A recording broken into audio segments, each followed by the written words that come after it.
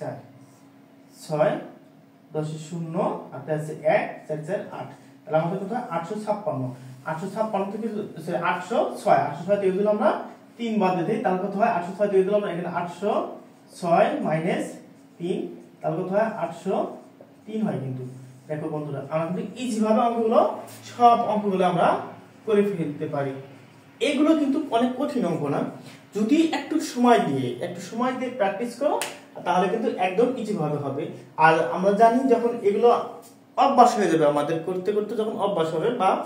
2 দিন বা 3 দিন বা একদিন বা একবার বা 5 বার যখন প্র্যাকটিস করব তখন কিন্তু ইজি হবে তো বন্ধুরা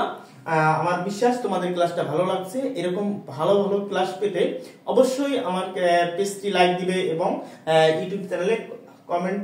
লাইক শেয়ারের মাধ্যমে আমাকে উৎসাহিত করবে যেন সামনে আরো নতুন নতুন ভালো ক্যাটাগরি ক্লাসগুলো তোমাদের শেখাতে পারি তোমাদের সামনে নিয়ে আসতে পারি তো থ্যাংক ইউ আমার পুরো ক্লাস